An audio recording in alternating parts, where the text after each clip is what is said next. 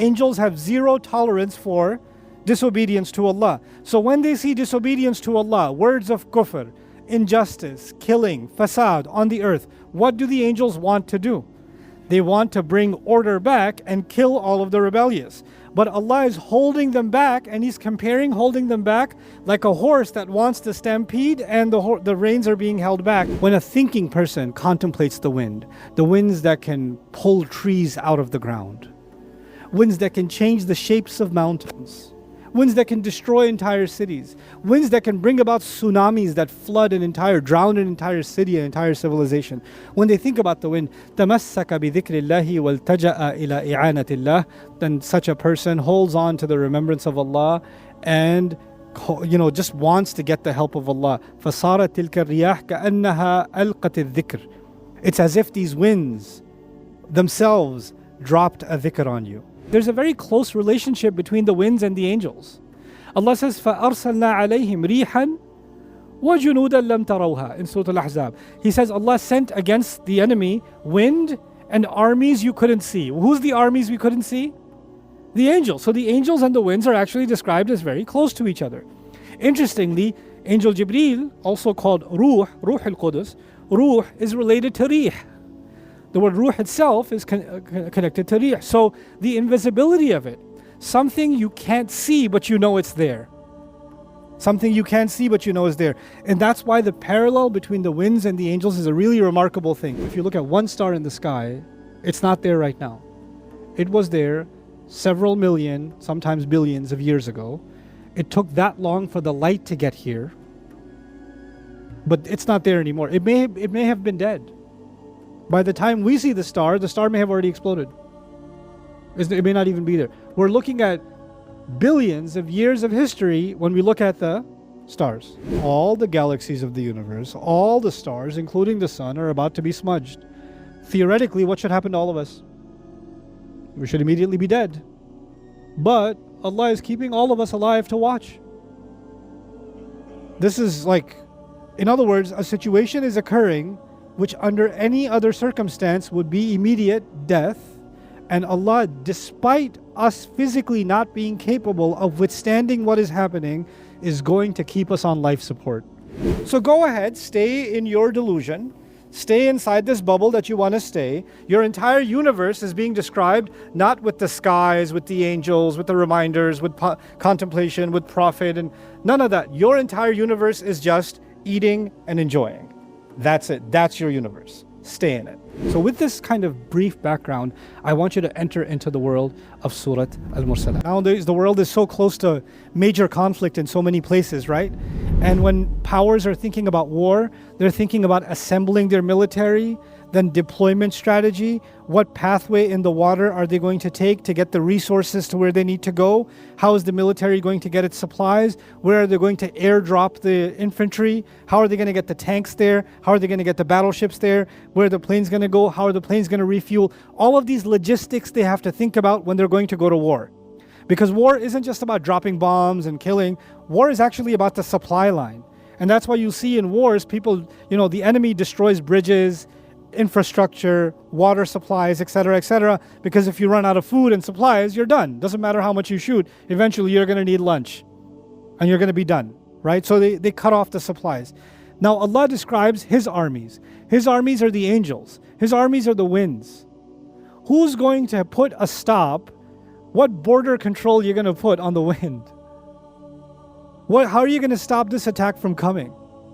Where is it going to, and how tall and how low are you going to dig before you realize you're surrounded by Allah's army. The earth is Allah's army. The wind is Allah's army. The angels are Allah's armies.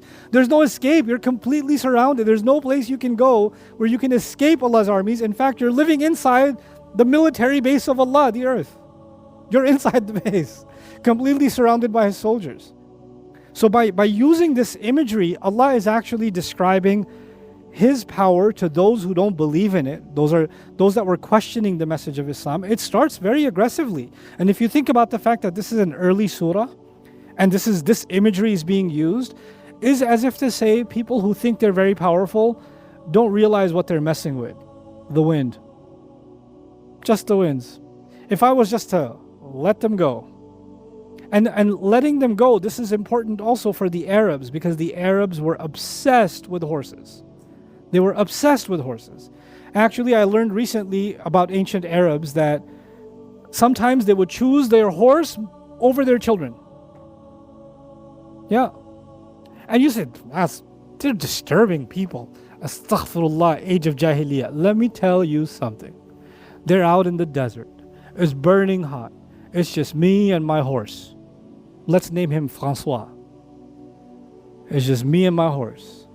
The only reason he's alive is me, and the only reason I'm alive is him. Weeks go by. I feed him a little water, I drink a little water. He finds a well, we go to it. If there's somebody attacks, his run saves my life and his life. If we have to attack someone, he's the one that's galloping towards death. I have seen easy times with this horse. I've seen hard times with this horse. I've fallen asleep with this horse. I've woken up this horse. This horse got sick and I took care of it. I got sick, it fetched water for me.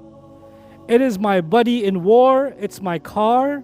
It's my luggage carrier. It's my servant. It's my best friend. When I'm alone in the desert for weeks and weeks and I'm going psycho, I start talking to the horse and the horse feels like it's talking to me. It becomes my Mr. Wilson, right? So we're having all kinds of conversations, my horse and I. And by the way, the Arabs made a lot of poetry about the horse, and they talked to the horse. And the horse, and if it knew speech, mukallimi, right? لو عرف الكلام مكلمي. If it knew speech, it would speak to me, right? It was talking. They would talk. They got into the feelings of their horse. They're like, we've been through a lot. My kid, I don't even know. But the horse, we've been through a lot together, man. So they had this attachment to the horse. And then when they find a horse that's wild in the desert, and they get up on that horse, and the horse lets them grab the rein. Ooh, they got an intimate relationship with this horse. And when Allah uses the imagery of this horse to describe, oh, you think this horse is loyal to you? It would run right into a spear for you, wouldn't it? And if you let go of this horse, it would go wild and attack. And the Arab's like, yeah, I like that. Yeah, tell me more. فَالْعَاصِفَاتِ عَصْفًا. That's fire. He doesn't know he's hellfire, but has fire. Right? This imagery captured their imagination, and Allah is using this imagery of the horse and his loyalty and the companionship and how the horse is willing to die at the letting go. And by the way, if you have a deep connection with your horse, if you've dealt with horses in your life, then you know horses can sense body language. You don't even have to tell them. They can sense a shift and they can turn. A good horseman, it's not even It just kind of, the horse, without even looking, can tell he wants me to turn right, he wants me to turn left. And an obedient horse, when you're walking with it and you're turning slightly, you will never feel the pull. It will just synchronize completely with you, unlike your child. Your child, like, the horse doesn't do that. The horse moves with you. Why is that an important image? Because if you understand absolute loyalty and connection to the master, that's what the horse represents to them, then you need to understand the winds and the angels have absolute loyalty and connection to Allah. And Allah will let that mane go. Right? So this is the image that's being projected. So the reason I said this interpretation can also include horses is because this was on their mind. And by the way, when they were thinking about horses, let me just fill you in. When did they let go of the mane of the horse and let it go wild? When they're about to raid a camp. They're about to attack a village. They're about to attack their enemy base. And when they attack that enemy base, the horse better go quick and run right through. Right? So they're going to do, and they're not going to go alone. They're going to take a few with them, and they're all going to take their best horses, and they're going to let go of the reins, and then the horse better what? Crush right through, and they better go together, right? فَوَسَطْنَ بِهِ جَمْعًا, which is here, فَالْعَاصِفَاتِ, well actually before, فَالْمُرْسَلَاتِ, remember Urf was together? They attack together, they pierce right through. And so even if the kafir may not be thinking about the wind, may not be thinking about the angels, the believer might think about these things. The kafir who's listening to these ayat might be thinking about the horse. And later he realized the horse was being used to make him think about the angels, to make him think about the winds. So you see, all three got connected. And by the way, what they all have in common is swift movement. And what they all also have in common is they go fast when the master wants them to, and they slow down when the master wants them to, isn't it? Because a great horse moves fast when you need it to, slows down when you need it to. The angels destroy when Allah wants them to, deliver rizq when Allah wants them to. But let's think of these ayat from the perspective of the disbeliever for a moment. Maybe he's thinking it's about the horse. And the horse is coming and is about to attack. The next ayah says, وَالنَّاشِرَاتِ نَشْرًا. They spread out. The enemy formed shields, connected to each other with their spears, waiting for the horse to attack. They've got a line. Now the horses were coming together, and what do? They spread out. Now the enemy is like, whoa, whoa, whoa, whoa, whoa. They're going to come from the side now. We're open on the side. Spread out, spread out, spread out. When you spread out, you know what that is? فَالْفَارِقَاتِ فَرْقًا. They had to spread out to defend the horse from getting through. Right? And so this itself becomes the scene of a raid, of the attack of the horses. But this is not that different from the attack of the angels on Judgment Day, or the attack of the winds, you know, when a nation gets destroyed, or even on Judgment Day. So all three of these images are kind of being overlaid on top of each other. The scene is being used to make you think about the unseen. This world is making you think about the next world. That's the imagery of the Qur'an. That's how it captured the imagination, right? So now, عَصَفُوا فِي طَيْرَانِهِمْ كَمَا تَعْصِفُ الرِّيَاحِ. They say the angels moved violently, quickly, attacking in their movement the way the wind moves. وَالثَّانِي يَعْصِفُونَ بِرُوحِ الْكَافِرِ. They say they come and attack the ruh of the kafir. إِذْ أَبَادَهُ وَأَهْلَكَهُ. Asaf is also used for destruction, to kill. وَالنَّاشِرَاتِ نَشْرًا. We're moving along, inshallah. وَالنَّشْرُ. The word nashr is the opposite of folding up. Unfolding or opening or unraveling is called nashr. That's why even nowadays for broadcast in Arabic they use the word nashr and idha'a, right? So nashr al-akhbar, for example, right? Because the spreading of the news. The word nashr is very close to the word nathr in Arabic. Nathr and nashr are similar, spreading. And the opposite of nashr or nathr is shi'r or nazm. Why? Because in a poem, remember I told you about the musical notes, right? The words have to be very tight.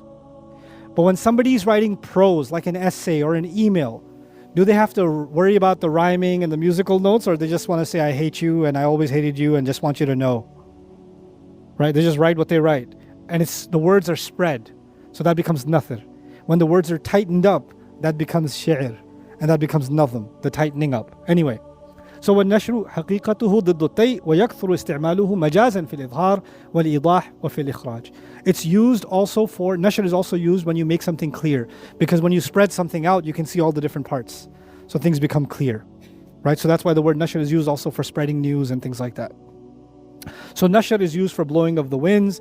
It's also used for opening something like al-manshur bin kutub al-sultan. When the king would write a letter, they would stamp it and seal it, so only the authorized people can open it. If it's open already, it's manshur. It's already been opened, the news is out, right? And one interesting thing about the word nashr is also it has the meaning of al-ihya. So an-nushur in Arabic is one of the yawmun, an-nushur is Judgment Day, when we're going to be brought back to life, right? So when nashirati nashra could also mean, part of its meaning, the winds that bring life back, because the winds bring rain and the dead earth comes back to life. Or the the angels deliver the baby into the womb of the mother, creating life, right? When nashirati nashra. So they're creating life also. And perhaps on Judgment Day, the angels will actually come out and bring people out, back alive again, right? Pull them out. أخرجوا أنفسكم, right? Bring yourselves out. So والناشرات نشرا. فالناشرات إذا جعل للملائكة فهو نشرهم الوحي.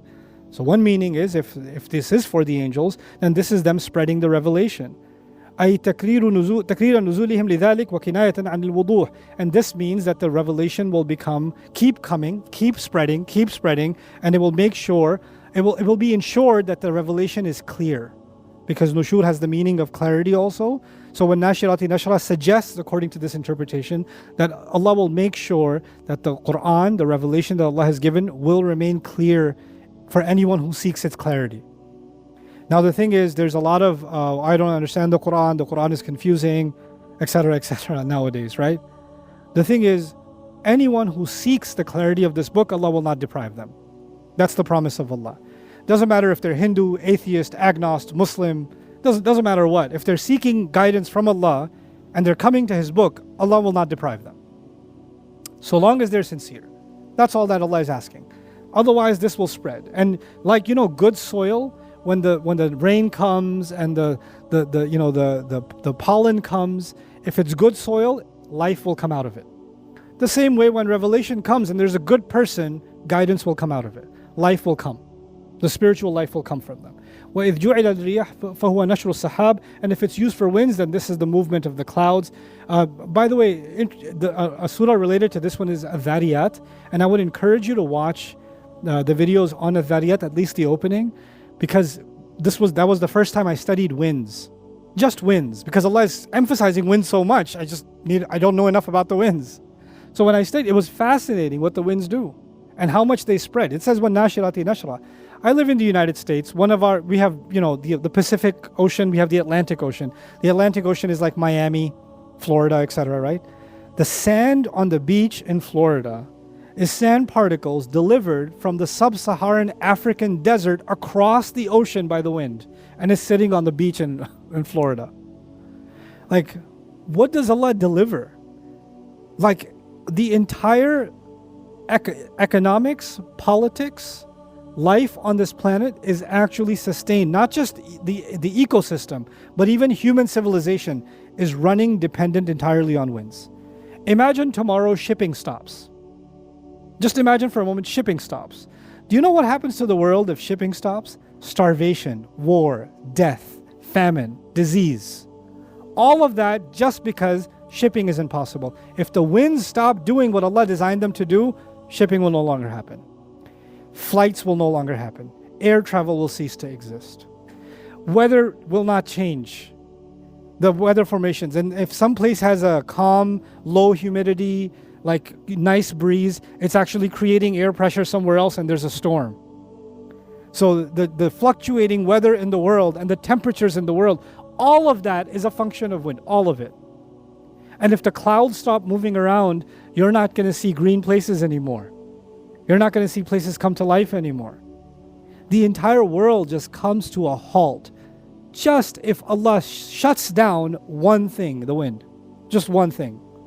We're not even saying He dries up the ocean. We're not saying He kills all the species, nothing. And these small things that Allah has created, that we think is nothing, right?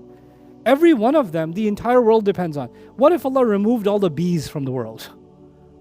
Just study that yourself. What if Allah removed the bees? What would happen to this planet? Subhanallah. One small thing. Like you have this, I used to watch a lot of cartoons, you have these giant machines and you pull one thing and the whole thing falls apart. Allah has created this intricate system. Just mess with one thing. And then you see yourself come to your knees. وَالنَّاشِرَاتِ نَشْرًا. Look at even فَالْفَارِقَاتِ فَرْقًا. الْأَفْرُقْ مِنَ الدِّيكَ ذُو الْعَرْفِ. The word farq is a parting. Of course, the parting happened in the story of Musa alayhi salam, right? فَرَقْنَا بِكُمُ الْبَحْرِ. Right? The parting, right? That's the word farq. So the idea is fariqat is they separate. And the word farq is very close to the word falq. Like Surah Al-Falaq. Farq and falq. They're close to each other. يُقَالُ اعتبارا بالانشقاق. Falq is used when something is cracked open. والفرق اعتبارا بالانفصال. When two things are separated from each other, then more separated, distance between them, that's actually called al-fariqat. وَفَرَقْتُ بَيْنَ الشَّيْئَيْنِ فَصَلْتُ بَيْنَهُمَا. When you did farq between two things, you created a separation between them, whether it's physical separation or it's intellectual or emotional kind of separation. I separated between truth and falsehood. That's a farq. By the way, one of the names of the Qur'an, Al-Furqan, because it separates, creates a huge distance between truth and falsehood. They're not close enough for you to be confused with each other. They're far apart from each other. By the way, sometimes you can have two things that are separate, but they're too close to each other. So you could be confused with the naked eye. Are they one or are they two? Like two Lego pieces. But farq isn't that they're separate, they are kept apart.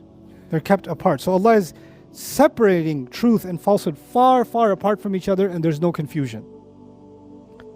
والفرق التمييز بين الأشياء فإذا كان وصفا للملائكة فهو صالح للفرق الحقيقي. So if this is for the angels, this could literally be something they do. The angels literally create separation. مثل تمييز أهل الجنة عن أهل النار, like the separation of the people of Jannah and the people of fire, يوم الحساب. Like the separation of the body and the soul at the time of death. That's also a farq. Like وتمييز الأمم المعذبة في الدنيا عن الذين نجاهم الله من العذاب. Like the nations that were destroyed from those who were saved from those nations.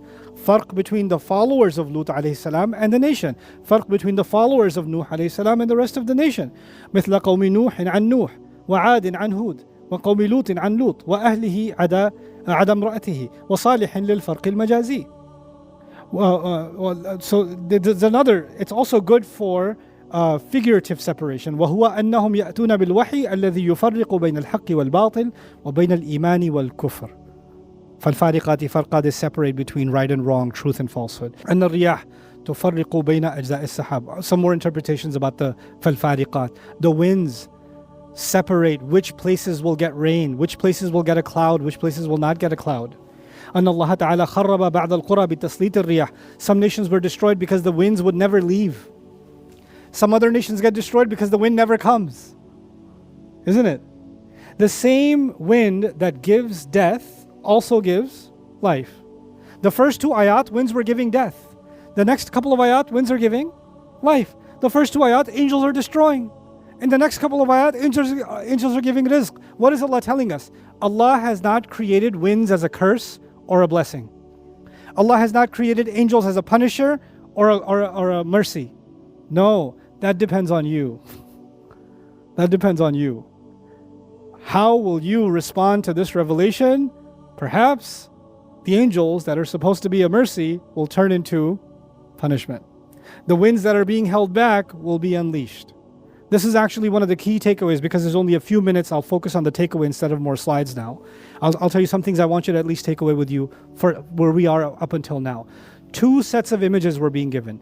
One set of images is about death. وَالْمُرْسَلَاتِ عُرْفًا فَالْعَاصِفَاتِ. That's destruction and death.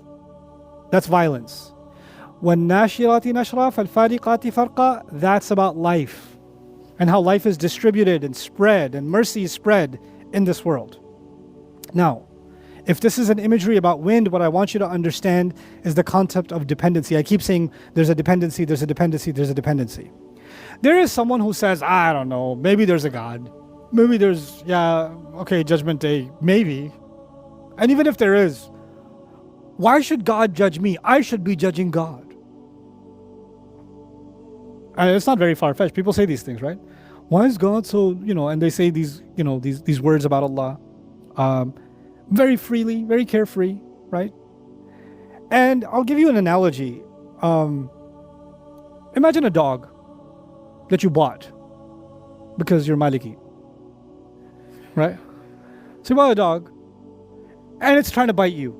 You bought the dog and it's trying to bite. You're trying to feed it, it's trying to bite your hand. Every time you come near, it gets aggressive. So what do? You decide to tie it up, leave it out in the sun. Every time you come out of the door, it starts coming at you, but it's being pulled by the leash, right? Still aggressive, still aggressive. You stop giving it water, food, everything. Just stop. It's sunny outside. Eventually it gets thirsty. It's sticking its tongue out. Even then it looks at you, goes, arr. Couple more hours, maybe a whole day, maybe 24 hours. You're now sadistic. You're torturing this poor animal. You come out, this, basitun dhira'ayhi bil wasid. His paws are stuck out. Its mouth is on the ground, its tongue is sticking out, and you take a little bit of water and you bring it close to its mouth. Now, normally, what would it do? Well, bite your hand. What's it going to do now when it's almost at the verge of death? It quietly licks out of your hand. Quietly. And you bring some more, and it just... I haven't done this, by the way. I don't want to go to jail. But it's an analogy. What just happened? The dog felt powerful, felt like nobody can control it, until the dog ran out of some of its necessities. And then all of its rebellion disappeared along with its nutrition. It just went away. human beings are acting so arrogant. So say whatever they want about God, make fun of His judgment, make fun of His authority, question His wisdom, any way they want. They don't want to take this conversation seriously at all. It's not something I think about, man. Let me be free. And every time the messenger comes with this message, they bark at him. They even want to bite at him. They want to attack him. And Allah says, if I was to just, you want to see attack? I'll show you attack. If I just let go of these winds a little bit, what did I do to the nation of Ad, the superpower of Ad? What ruins do you see? There are so many nations that are buried so deep beneath the sand. Even now, the Saudis have started doing some excavations. They're finding 7, 8, 10,000-year-old ruins now in the desert. How far down the earth did the winds keep blowing the sands that you being buried, 20 feet, 30 feet wasn't enough? 200, 300 feet under the ground, you're buried. Your civilization is buried. Subhanallah. وَالْمُؤْتَفِكَةَ أَهْوَى in Surah Al-Najm. فَغَشَّاهَا مَا غَشَّا. Whatever was going to covered them. My goodness. All by the wind. This is Allah teaching us, teaching anyone who engages the Qur'an to never look at nature the same way again. Behind nature itself is a military. Nature is an army. And the only reason I'm feeling a nice breeze is because Allah hasn't let go of the mane. That's the only reason. So instead of coming out and saying, today's a nice day, I will go for a walk, the first thing that comes to my mind is, man, this is one of those days that's still وَالنَّاشِرَاتِ نَشْرًا فَالْفَارِقَاتِ فَرْقًا. And boy, is that a reminder. If one truly contemplated that, then they would see فَالْمُلْقِيَاتِ ذِكْرًا. They would see that.